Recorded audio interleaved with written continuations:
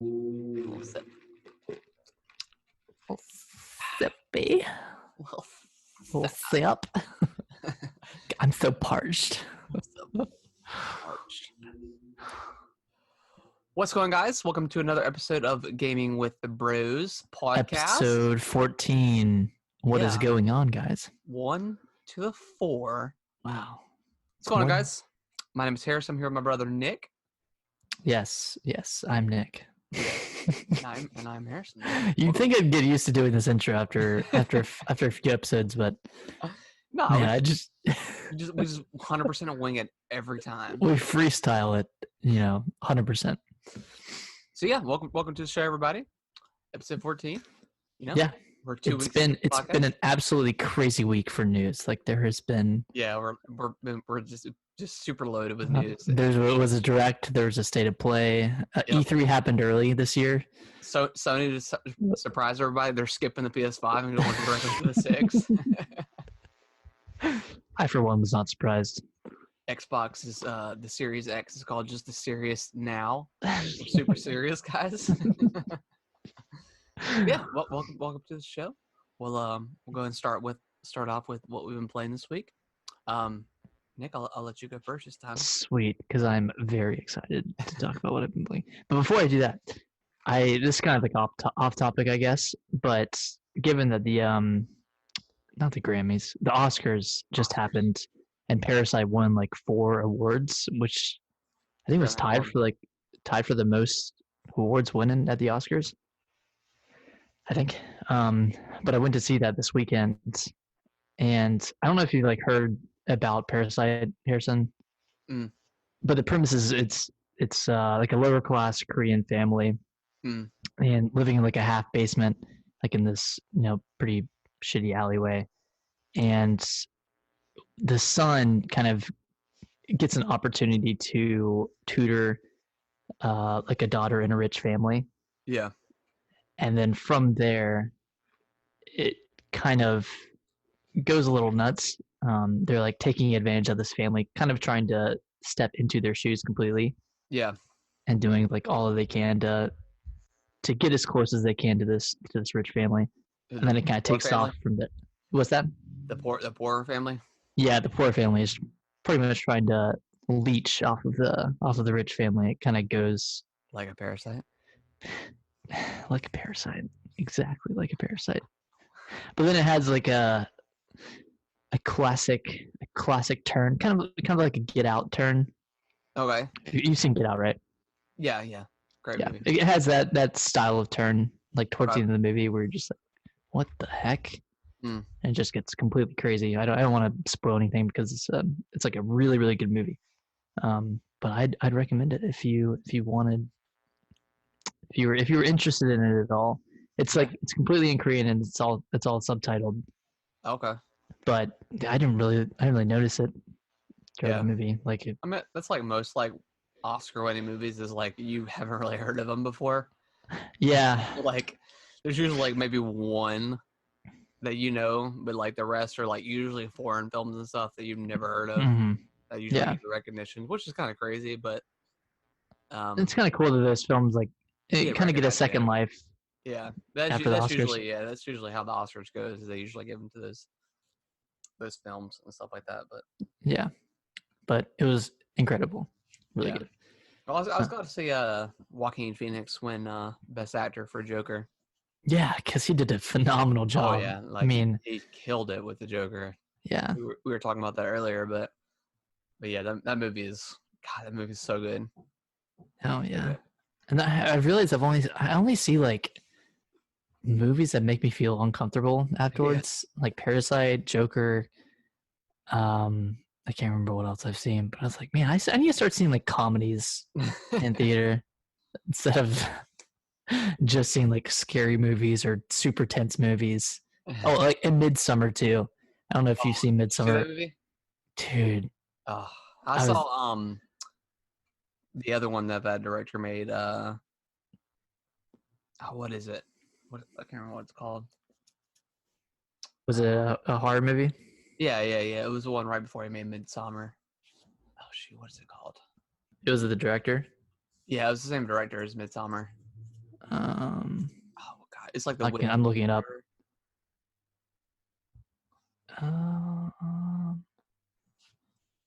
It's Ari Aster, right? Mm-mm. Hereditary. Hereditary, yeah. That movie. Okay. Have you ever seen that movie?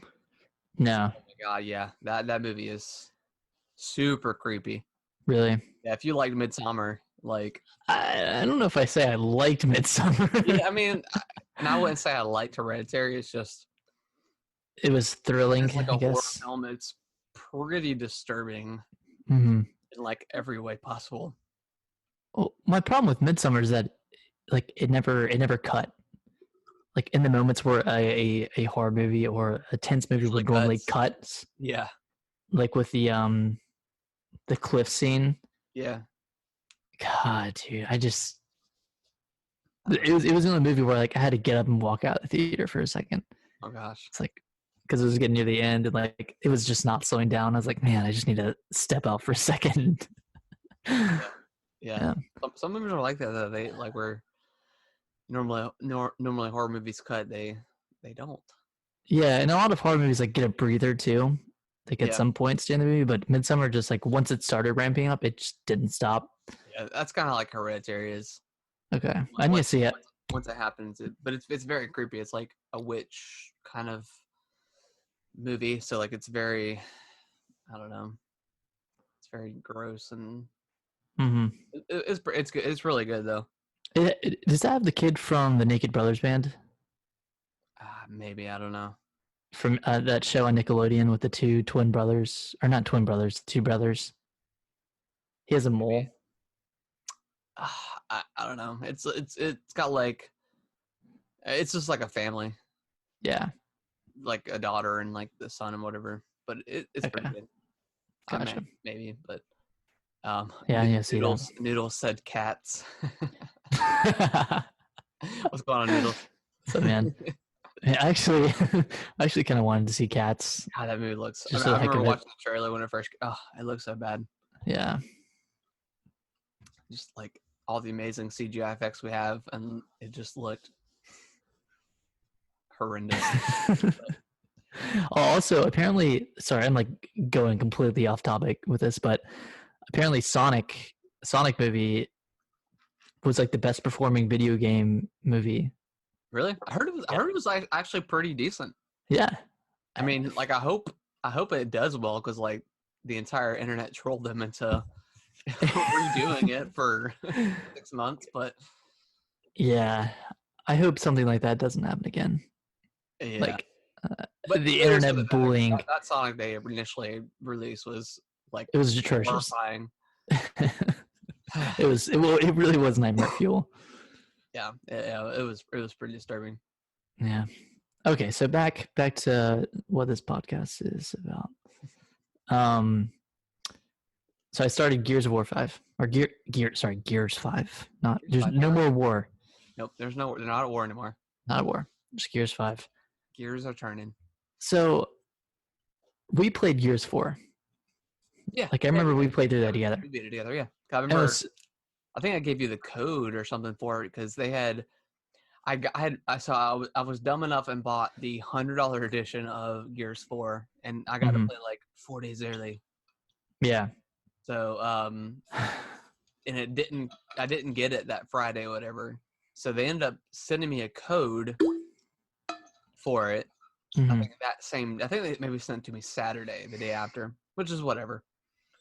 And then I think I ended up getting the game like that Tuesday or something. So after that, I was like, I'm never gonna get a game early again like that. But we played a co-op. It was. I mean, I remember it being really fun, but I don't remember much about it.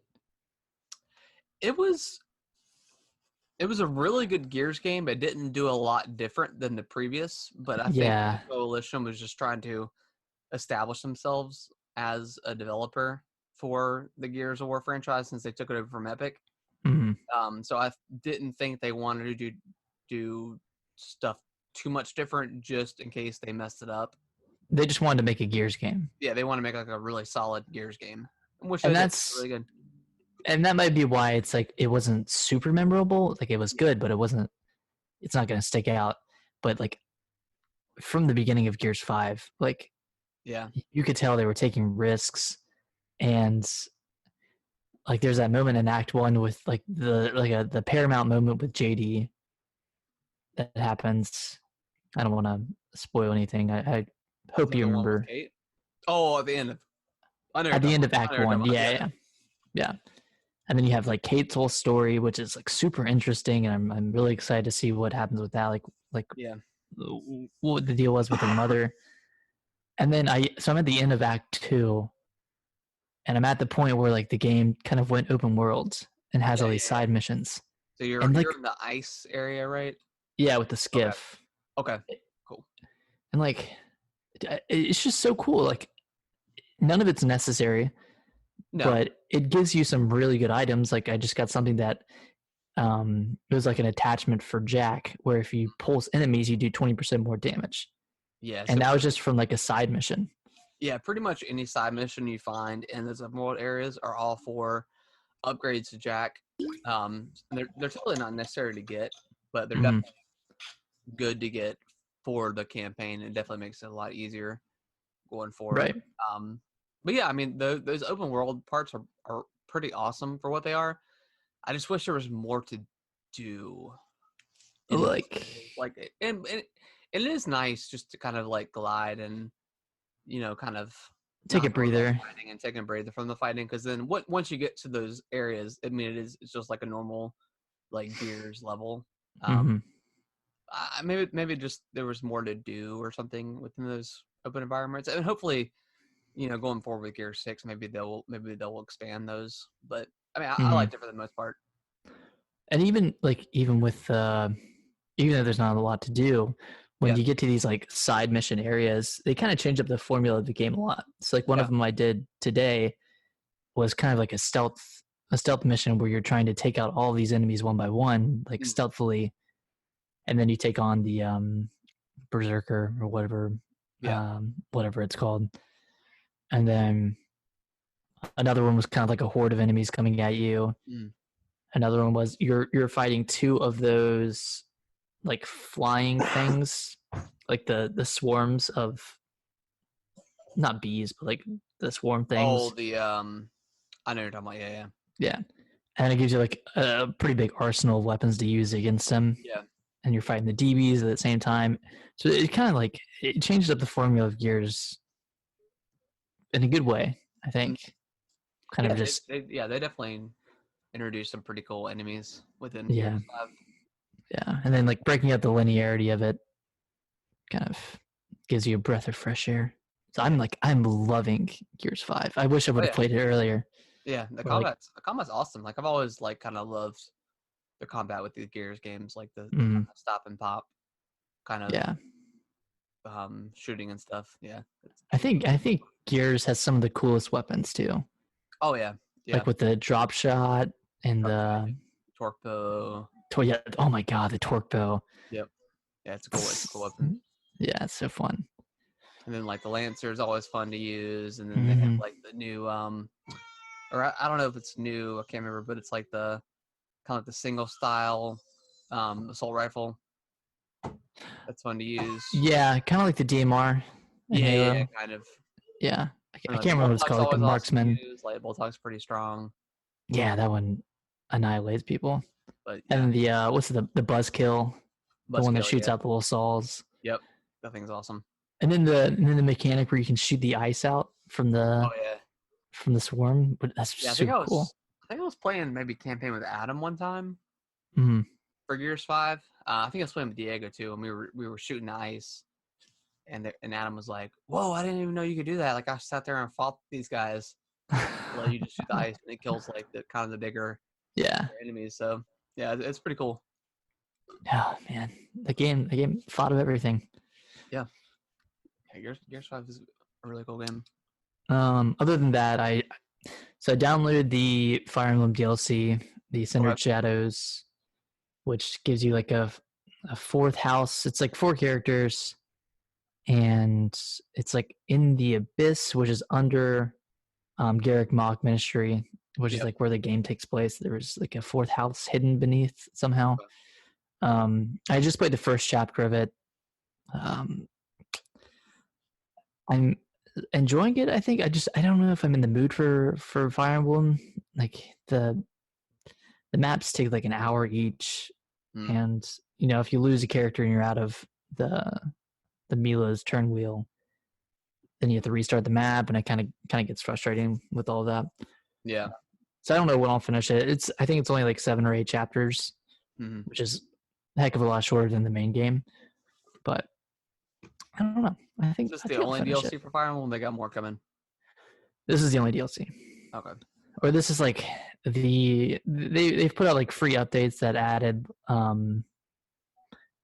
I guess auxiliary missions, like smaller missions that are not like related to the story at all. Yeah. But this is the only story DLC that they're gonna have. Okay. And even this one's kind of like a disconnected story that doesn't reveal anything more about like the main story itself. It's kind of surprising that they're only going to do one. Yeah. I mean, I think games usually take a while to make. I think with Fates, they kind of learn not to split the player base too much. Because they should have included both of those routes in one game. Yeah. For with Fates, like Conquest and Birthright, they should have just lumped them. And then they have the third Revelations route, which just like combined both sides. Yeah. And I never played that just because I wasn't super interested in it. But it kind of like broke the game, kind of ruined the already bad story. So, gotcha. I don't know. I know you love hearing about Fire Emblem. I've always been interested. I mean, I like the ones on the Game Boys. I think those are still my favorite. Back in the day, yeah, I used to love those games, but yeah, I don't know. I never got too into like the console edition versions. Gotcha. But yeah, it's just crazy. They're only going to do one because usually those games. I mean, who knows when we'll see the next one? It'll probably be a while before they do another one. Yeah. Who knows? But they need another Smash character though, so I need to make one soon. Yeah, they need Fire Emblem, whatever. 27 more Smash characters. Fire Emblem 4 apartments. I just stop making Fire Emblem games, and we're just gonna make Fire Emblem characters for Smash. We're gonna have a lot of lore behind them too. We're gonna write them a story, but it's just gonna be the characters for Smash. Just the characters. All sword users, of course. Yeah. No axe. Like Fire Emblem has such a broad, like such broad strokes of characters, and they pick all the sword users for Smash, and it's like a misrepresentation. Oh man, just put one lance user. Sword character. Yeah. Oh gosh, this is just random. I swear. What is this happening? Sword character? God. Anything else you've been playing? No, I've just been going completely deep into Gears 5. Nice. Yeah. But yeah, I've still been for those who have listened to last week's podcast, if you were able to listen to it without it being all glitchy and stuff, I do apologize about that. Don't know why that happened, but bummer. Yeah, beamer. But yeah, I am still, well, not really sick anymore, but I did have the flu at one point, and then it just kind of progressed into like a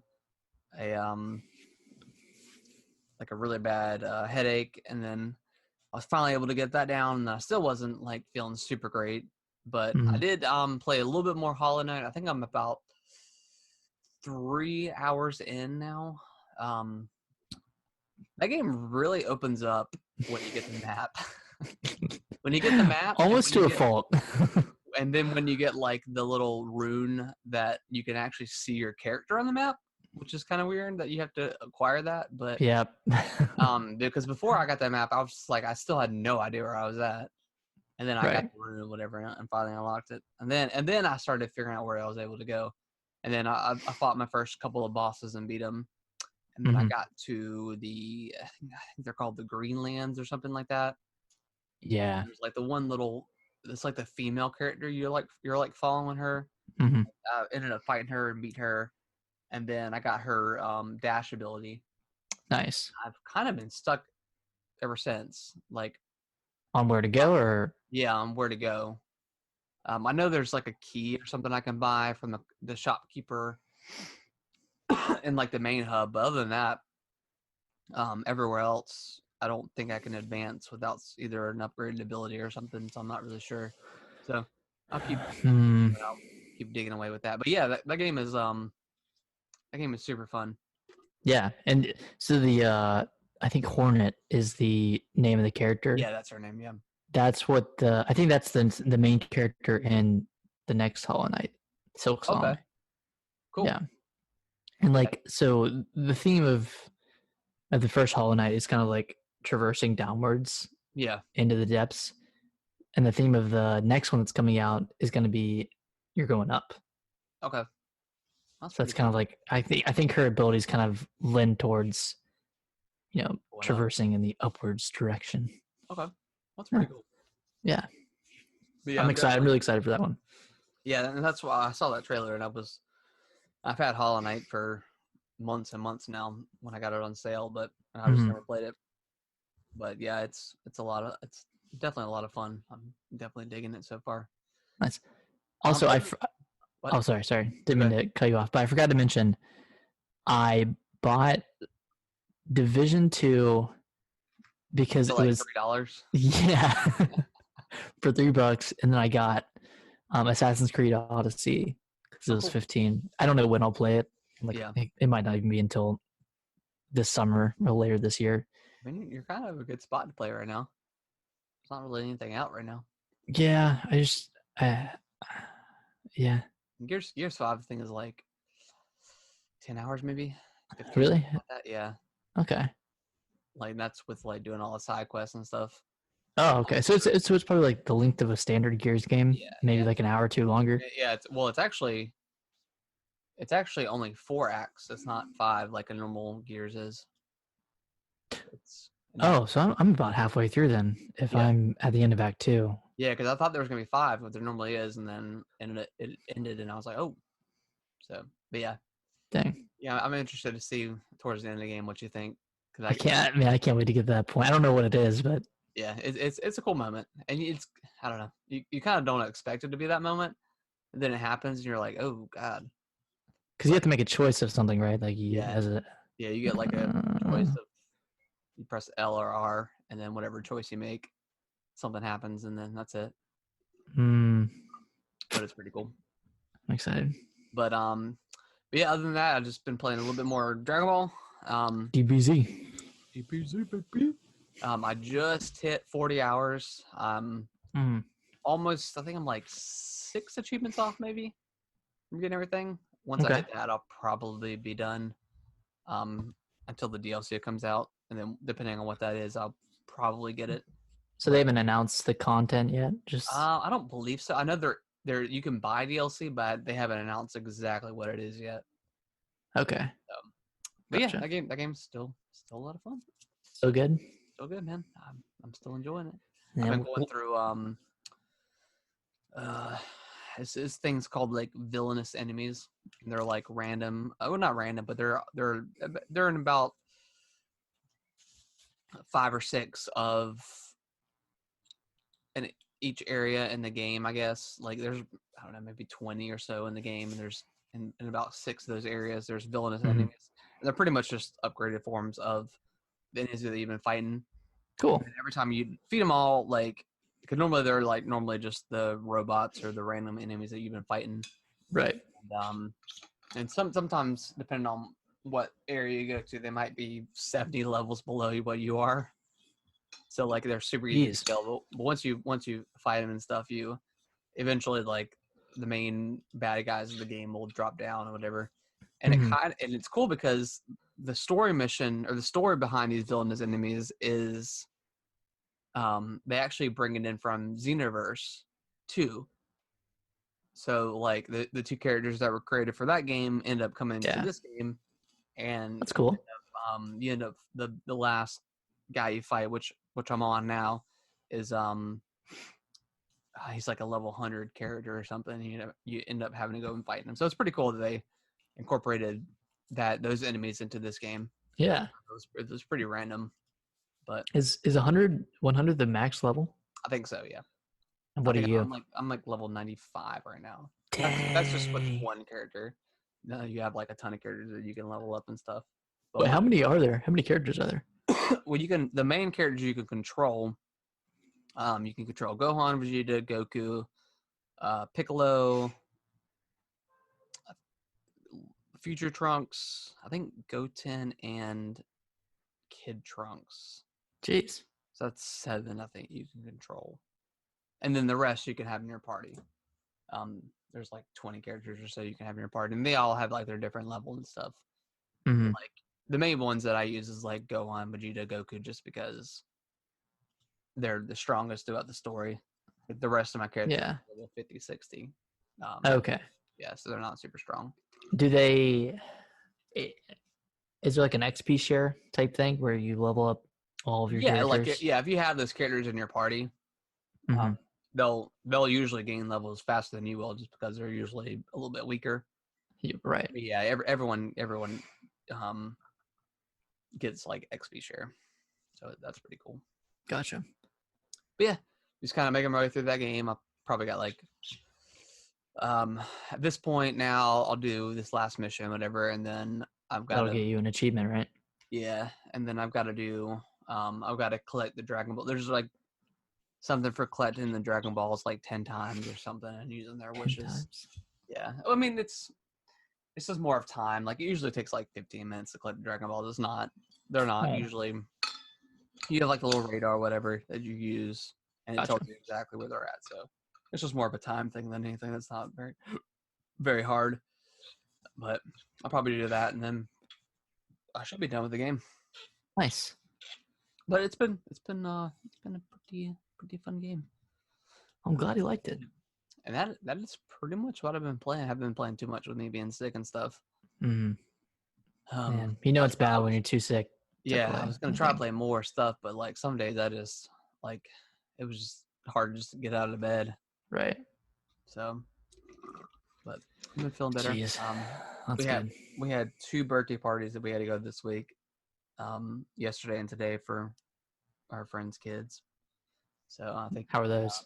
How are those? Oh, they're pretty good. We the one we went to yesterday was my friend Antoine. So he usually comes over on Saturdays, and we play Dragon Ball Z, but he's got it too. So we were playing a lot of fighters on yesterday. Nice. I love that game. So much fun. Does he have Kakarot? No, he doesn't have Kakarot. He doesn't play too much games. Just a big fighter games? Yeah, just a big like fighting game fan, whatever. Gotcha. Nice. But yeah, after I do Dragon Ball, I mean, I might what are you gonna do? Hollow, and then probably maybe play a little bit. Try dive into Ori a little bit. I did see that they added Final Fantasy 15 to Game Pass. Yeah, I might try it out. I downloaded that, so I think I might try that a little bit. See how I like it. But that's gonna be a beast.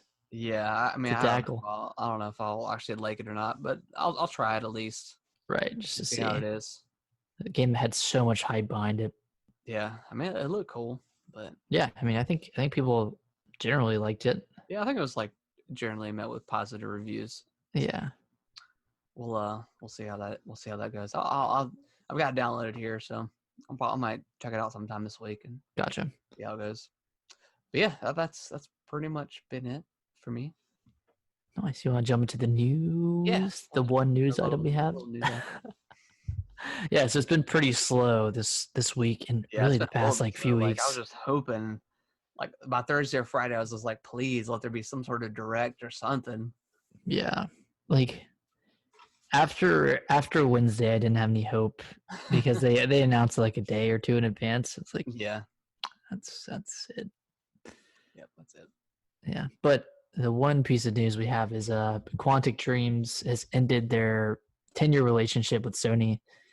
And for those of you who don't know, Quantum Dreams were the developers behind like Heavy Rain, Beyond Two Souls. What was it? The last one was Detroit Become Human. Become Human. So all like similar types of games. Yep, very very heavy games.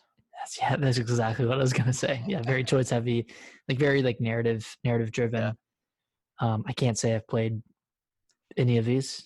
I just like, but I've seen a lot of these games being played. I just remember like the biggest thing from Heavy Rain was like, I think you're going like through the mall or something and you lose your son, and like he's got, I don't know, he's got some sort of like they're supposed to be like from like the US or whatever, where they have like heavy like, I don't know, like accents? some sort of like French accent or something. It just, I don't know, it just sounds very funny. Wait, but they're from the US? But they're supposed to be from the US, but the voice actors are clearly not. Why didn't they just okay? I don't know. But yeah, these are the main characters? Yeah. So it's like, yeah, these games are very choice heavy. I don't know if they're actually reviewed super well. I thought Detroit was reviewed well, I don't think okay. They haven't ever been something that, I don't know, it's never been like a great first party kind of exclusive thing going on with Sony. That it's like kind of one of those you gotta buy it situations. Yeah, I think Sony probably liked having them around. Yeah, I mean, they're probably good, like, to have, added to their library, but kind of diversify their portfolio of games they have. But yeah, they've never been like, 10 out of 10 style games, right? That kind of like Sony's used to with their platform. But Quantic Dreams is probably at a place now where they can go independent and still have the same reputation. Like, they could just say, from the makers of Detroit Become Human, and people are like, oh, cool. I mean, it depends. I mean, they won't have that Sony money anymore, so who knows what kind of they won't be able to pour resources into. Who knows if they'll be able to kind of, or maybe they'll do something a little bit lighter as far as funds go. Maybe. Right. We'll see. I don't know. We'll see. I mean, could be cool. Yeah. Could be cool. I did watch. I think it was on IGN. I watched a little bit more of the Pokemon Mystery Dungeon. Kind of like extended demo that they were showing. Mm-hmm. I still just, I don't know, kind of on edge about it. Just, did you ever play it? Demo? I actually did. I played it this week. Okay. I didn't finish it. I just like popped it open on the train. It's okay. Yeah, it's all right. Yeah. That's all I can say. It's okay. Yeah, they could have done a lot more with it. Yeah, especially I don't know. I think that game. Well, I think one of the big. I really do think that one of the biggest criticisms of the game is it being $60. Yeah, I think it should be 30. $20 maybe. I don't know. The controls are just so funky too. It is very weird. It is very weird. It's like it's not really responsive. Yeah. I don't know. It's like super fast paced, but then I don't know. It's just kind of weird. So. It feels like a mobile, like a DS game. Yeah, it really does. So I think it'll be okay. I really do think people's biggest criticism is going to be that it's really expensive for what it is. Yeah, but we'll see. I don't know. I just hope that like this isn't the big game they have planned for after Animal Crossing. Like I really hope Nintendo has more than a remaster of a 20-year-old game. Or 15. Yeah, I mean, Animal Crossing comes out after this, so I think Mystery Dungeon comes out March 6th. Oh, and then Animal Crossing comes out. Yeah, like the week after that. Oh, end of March. Yeah. So I mean, that's kind of it for Nintendo, I think, as of right now that we know. They have. And they're gonna obviously announce stuff for later on, but I mean, they have like that Xenoblade Chronicles remaster. Yeah. I don't know. They have other stuff, but I can't think of it. I don't know. Yeah. I mean, obviously they got like Metroid Prime and Bayonetta 3 coming out, but who knows when that kind of stuff will come out, or when they'll show it off or something. Yeah. Who knows? I've lost hope in hearing about him. It's not happening until it does, in my eyes. Yeah. We'll see. Yeah, we'll see what happens. But yeah, I don't know. That game just, I don't know. I'm definitely not gonna buy it day one for sure. No way. But I'm curious to see how it does. Yeah, super curious to see how well it does. Yeah. Any other kind of news things you want to talk about, or anything else you want to talk about before we get into the topic? Not really, man. I'm hoping something happens this week. Yeah, I'm hoping we get like some sort of direct or something. Right. I think that's. I mean, gosh. I know we've been talking about this every week, but I know Sony. If they're gonna do like a big announcement before E3, I mean, they've got to give, websites and media outlets probably like a week in advance at least. Get book tickets and all that stuff to wherever they're gonna have the show. So for them to do, I don't see them doing just like a random, like, direct style presentation for their announcement for the PS5 or whatever. No. Obviously with Nintendo, they can just be like, hey, there's a direct in 2 days and it's going to be, 25 minutes long, blah, blah, this is what we're talking about. So, I mean, that's a possibility at any point during the week. Right. But with PlayStation, it's a little different. Yeah, I mean, unless they're like, hey, Friday we're doing this. And then obviously, I mean, if you're a media outlet for a video game, you're going to drop whatever you got to do and get to this event. Hey, maybe they do reveal the PS5 in a state of play. I mean, maybe they might. I mean, who knows? I mean, do they need a big conference hall to do it with? I mean, no. But I mean, unless they want to demo it. Yeah, I don't know.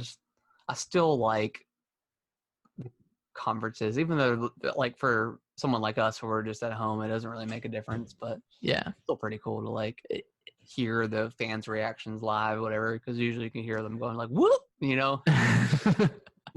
So I mean, it's cool. Yeah. Hopefully we get. And the conversation around it's always fun. Just the weeks leading up to like E3. Yeah.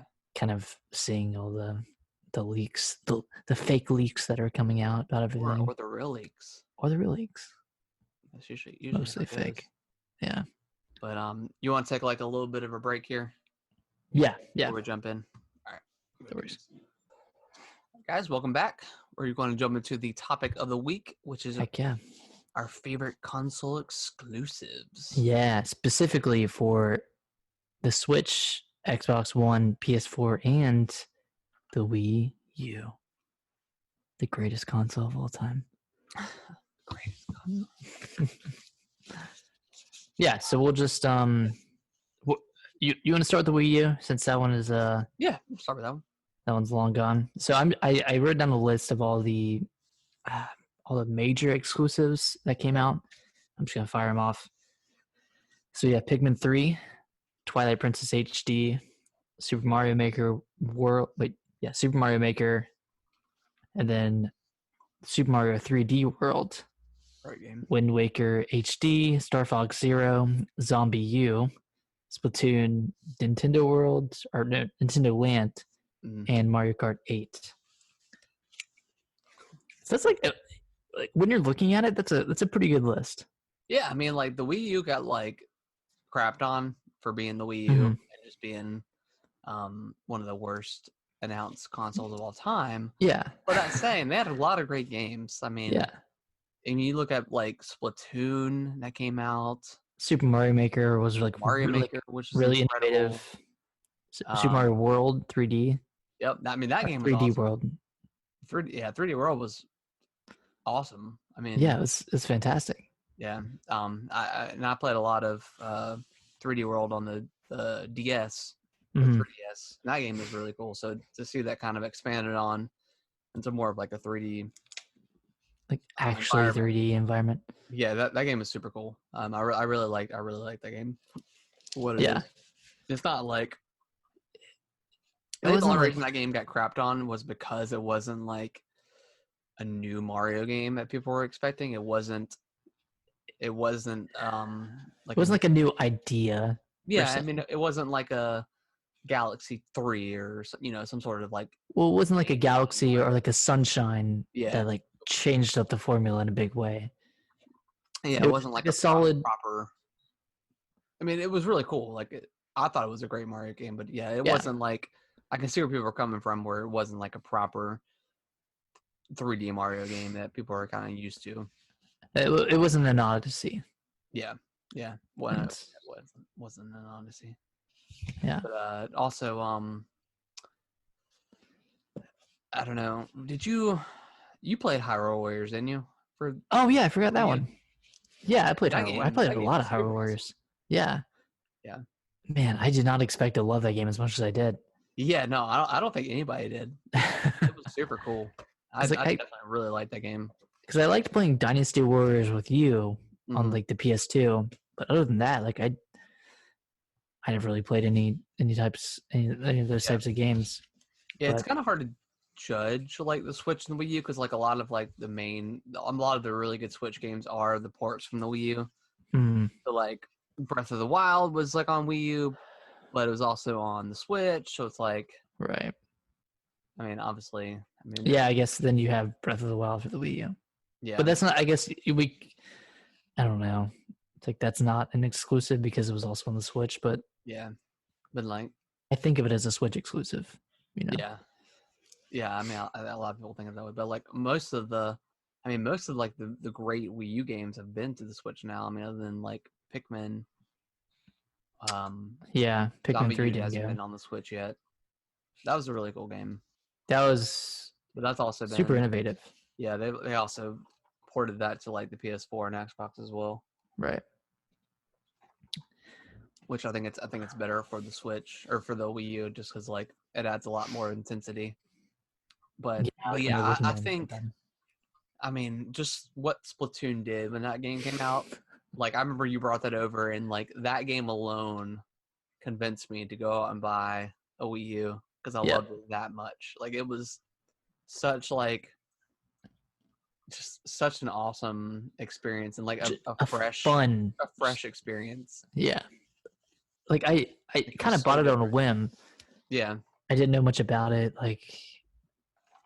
But man, that can't just so pretty. Like I know that's so pretty. Said a lot about games, but like that one is like truly like just like the colors like pop, and you're literally coloring a map. Yeah, I mean it was like one of those games where you don't worry about kills. I mean, obviously those are important, but like, I mean, it's just you're just trying to cover a map. Right. So anyone can play it. Yeah. No matter your skill level. Yeah, I mean, whether you're not very good at all, like everyone can just kind of aim at the ground and, cover the map with their paint. Right. But yeah, between that and then obviously Splatoon 2 coming out, I mean, those games are super great. I need to get back into Splatoon 2. Yeah, I've played a ton of Splatoon 2. Yeah. All right. So can we agree Splatoon is I think as revolutionary as it was. I mean, games like obviously Wind Waker, Twilight Princess, the remakes. It was really nice seeing Zelda in HD. That was cool. But yeah, for what Splatoon did, I think that definitely kills it for the Wii U. For sure. Nice. All right. What do you want to get to? You want to get a PS4 next? Yeah, let's do PS4. Okay. So here are the ones I wrote down. Feel free to add any. But Horizon Zero Dawn, God of War, Bloodborne, Death Stranding, Uncharted 4, Shadow of the Colossus. I couldn't think of any more. Oh. Shadow of the Colossus. I think that's about everything, right? I feel like there is more that I'm not thinking of. But I mean, those are the pretty big ones. Yeah. Because The Last of Us doesn't count because that one was Noodle said Spider-Man. Spider-Man. Yeah, I've still got to go back and get back. That's probably what I'll do. I'll probably go back and finish that game. You didn't finish Spider-Man? No, I started it and then I don't know. I think I didn't fall off. I think I started playing Dragon Ball and then there's some other stuff I was playing as well. But yeah, I need to go ahead and dive back into that game because that game was really, really, really fun. Gotcha. I actually did. And I was gonna play it over the weekend, but we had this birthday parties and stuff to go to. But I watched Into the Spider-Verse, like the cartoon version on Netflix, whatever. That movie was pretty awesome. Yeah, definitely sweet. made me want to go back and play. But yeah, Spider-Man was pretty good. Yeah, man, Bloodborne when that first came out. Yeah, I mean, that game, Bloodborne. I think I played through like 3 or 4 times. Yeah, that game is awesome. Yeah, like, the whole, I don't know, like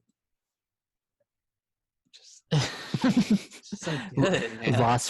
Complete loss for words. Just yeah, I mean, just I'm trying to think of like the style, like the gothic style, I guess. The gothic, like steampunkish style, kind of. Yeah, Lovecraftian.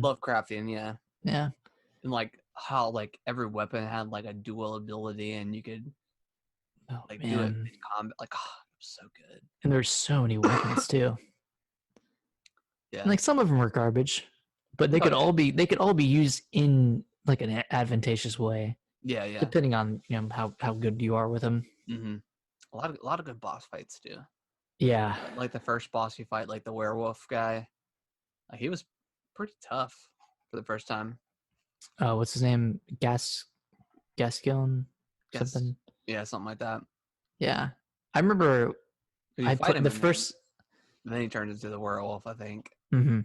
And then you have to throw like the fire bombs at him. Yeah. I remember the first time I played it was with you when we were recording those videos. Mm. I suck so bad at it.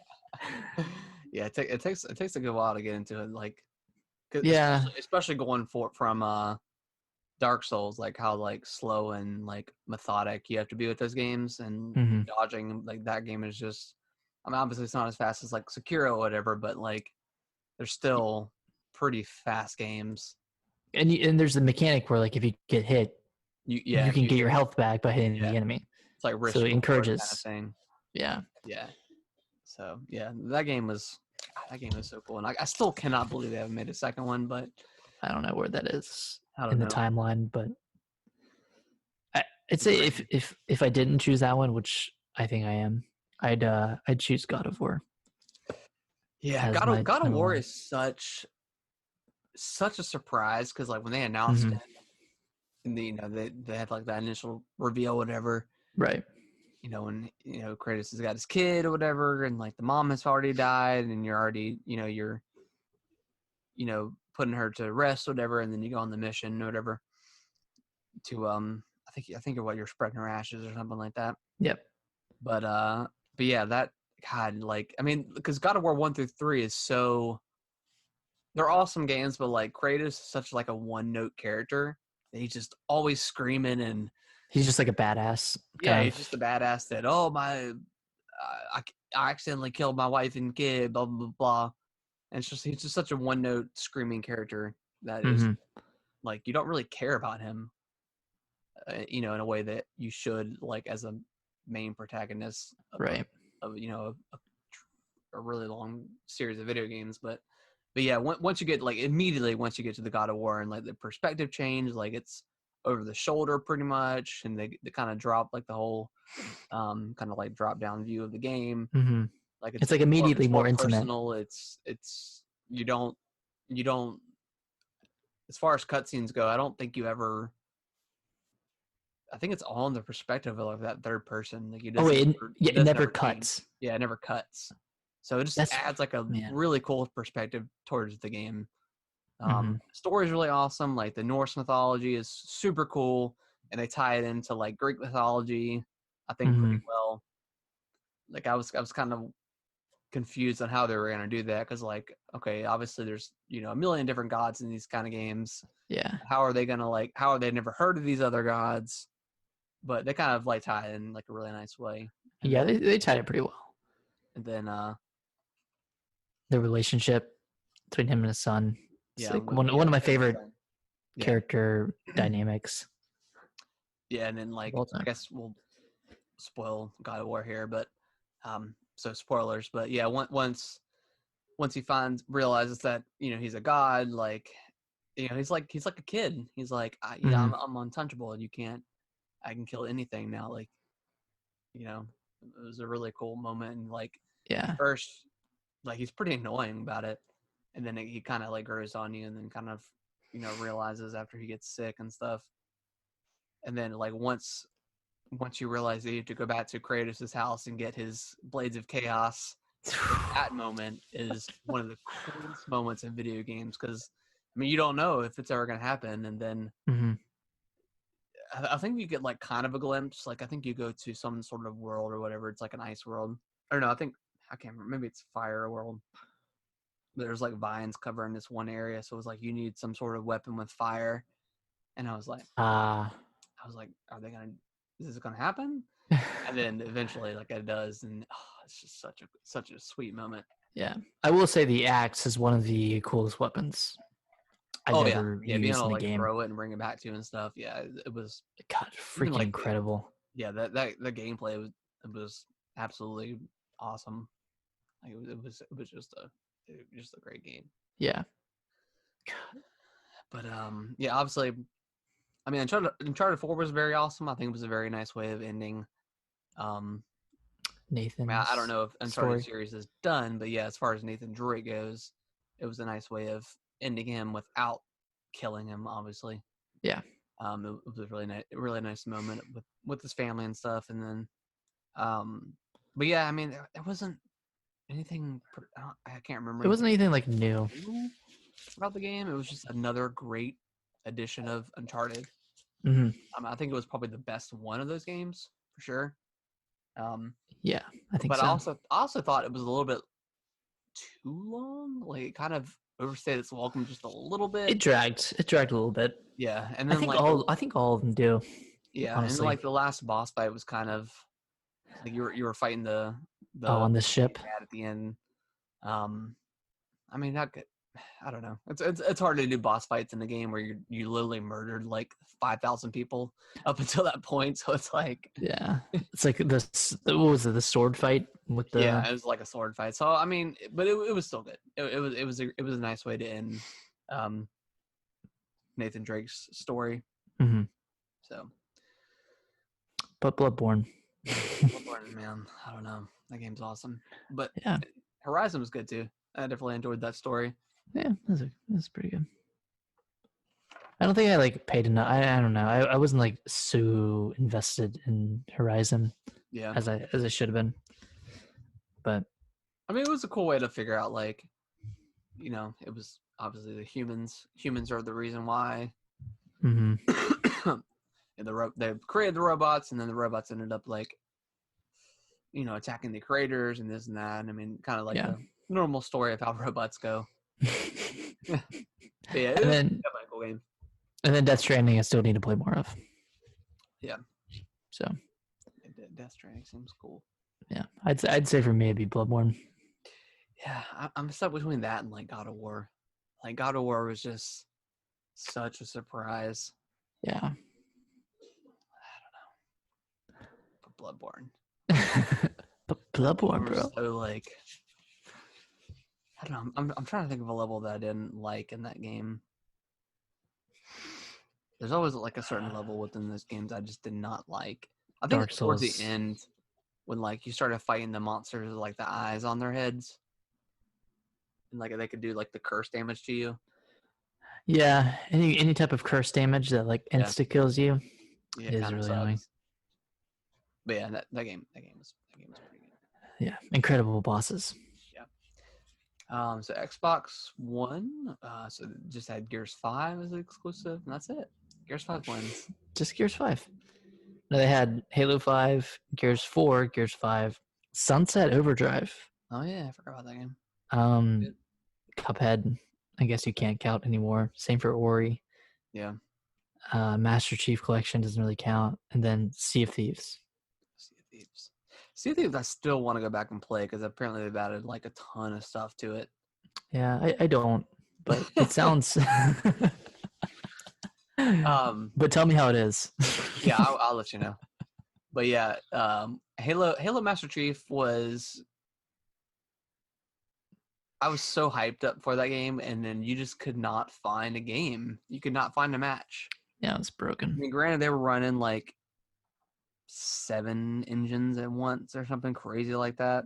Mm-hmm. That was before they added Reach and ODST. So it was just 1, 2, 3, 4. So it was kind of mind-boggling that that Microsoft would release like a super broken Halo game. Yeah, But they did. So and that sucked. Like that was so disappointing. Yeah, it was super disappointing. I mean, they've got it corrected now, and it seems like it's. I mean, I've played it. It's doing well. Better, so it's where it should be. But Yeah. but yeah, Gears 4. I mean, we talked about it a little bit earlier. I mean, that was a pretty solid Gears game for what it was. Gears 5 is obviously an awesome Gears game. Mm-hmm. Still didn't. I mean, they didn't do something too different than what we've kind of been expected with Gears. In Halo 5, obviously, I mean, that multiplayer was so much fun, but the campaign was not great. Yeah, it was not great, and that's kind of like been the swan song for Halo 5. I don't know, man. It doesn't. When you compare Xbox exclusives to PS4, it's just.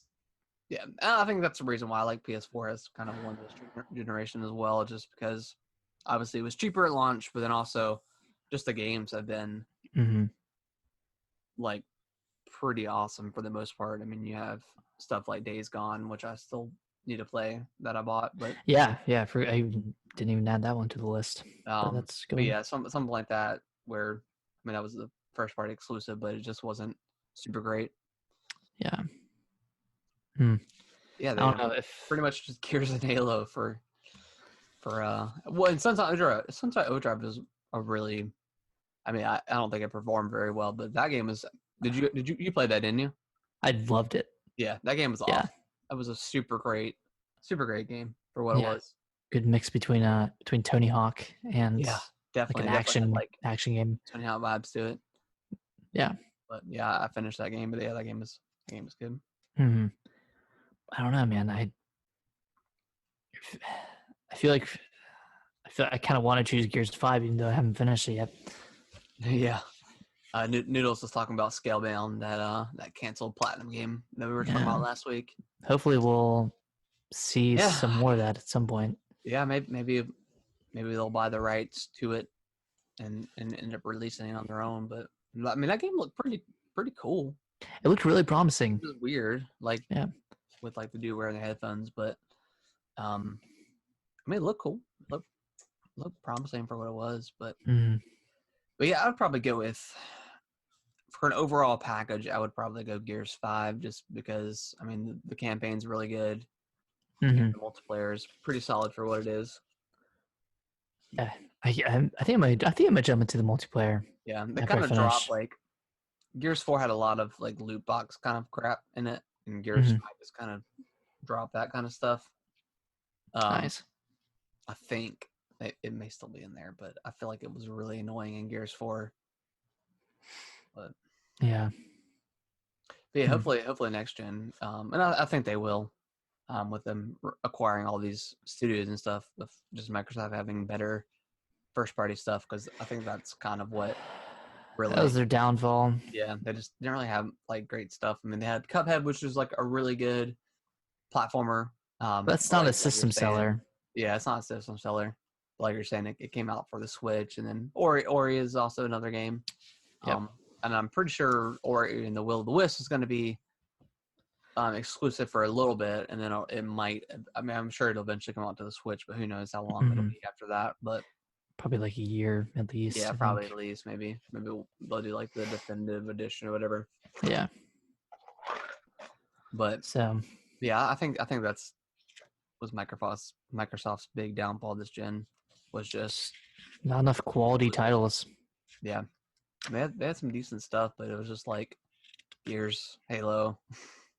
Just more of what they've had before, you know? Yeah, just more stuff. There wasn't like a ton of like, I mean, other than Uncharted, well, I mean, I guess God of War 2, but like that was a complete God of War was like a complete overhaul. overhaul. And then you had, you know, The Last of Us come out. Horizon. That came in. That was the end of the PS3's life cycle, but then they released it for the PS4, obviously. Yeah. But they've had a ton of like really awesome, just first party stuff over the past generation. It's been really good. Yeah. Like really original stuff too. But yeah, Noodles, you're right with the Game Pass and their cross-platform stuff. I mean, they've killed it, and that's kind of been what we've been talking about over the last couple weeks. Anyways, is like Microsoft is headed to more in the direction of just getting their games on everything versus just the Xbox. Mm-hmm. And obviously, with the Game Pass, I mean, the Game Pass is such an incredible value that I mean, we were just talking about earlier, the adding Final Fantasy 15 to it, but like just having, I mean, just thinking a year or so, whenever they start announcing their first party stuff, like all that stuff will be coming to Game Pass. Yeah, for free. So you'll buy the Xbox Series X, and you'll be getting all these games for free. Yep. Well, essentially for free. Yep. So, I mean, you'll pay your $15 a month or whatever it is for Live and Game Pass plus all these really great games.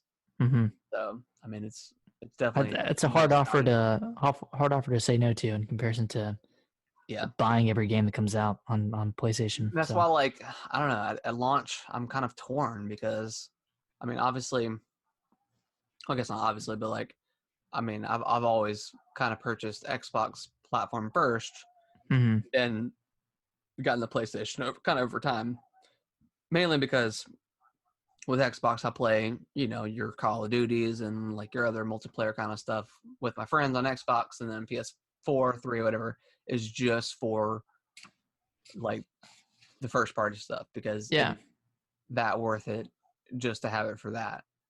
But I mean, at launch, I mean, depending on what they're going to announce, I mean, there might be some really nice quality launch titles for PS5 as well. Yeah, you never know. So I don't know, I'm kind of torn.